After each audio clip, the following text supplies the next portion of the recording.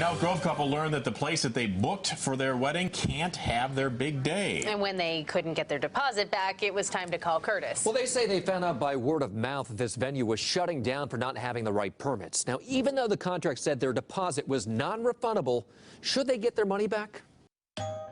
Well, I'm marrying the love of my life. Planning the perfect wedding at the beautiful Wisteria Gardens in Elk Grove. It's everything I ever wanted. But 5 months out from Brittany and fiancé Javier's big day, they learned Wisteria Gardens was no longer operating. I was mad. I was pissed beyond belief. The venue is actually the backyard of Vicki and Rich Walker, who told us in a 2013 news story the tough economy drove them to switch careers, transforming 3 acres of dirt in their yard into these sprawling gardens. And if I can help them on that special day, that makes it all worth it. And I love to see the weddings and the young people. They're so nice. But not so nice for neighbors, the noise and heavy traffic from the events.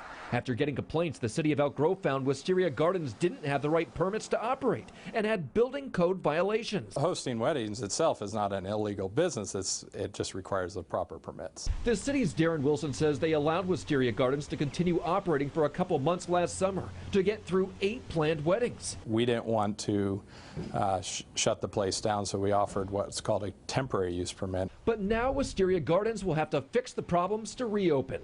They haven't. And Brittany says they won't return her $500 non-refundable deposit. And to be disappointed like that by a local business, I felt cheated. We reached out to Wisteria Gardens. Vicki Walker told us the code violations are expensive to fix, but she agreed to return Brittany and Javier's deposits, saying, I do not know how this situation came to this point because we are both nice people. Very classic wedding. With a few months to spare, the couple found another place to get married. Her advice to any bride? Have a backup plan just in case, because nothing is promised. Now, Vicki says she tried to return the money, but she couldn't find Brittany's address. Now, she says this issue has affected 3 other weddings, and they have all been refunded. Wedding planners say every bride should have a contract from a vendor at minimum.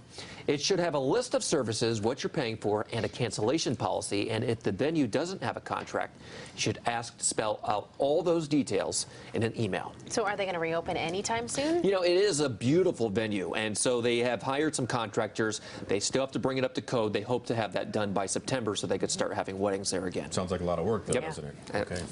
If you have a consumer problem you can't resolve, maybe we can. Call our hotline Monday through Friday or go to our website, cbs13.com/call Kurtis, and fill out our form. Okay.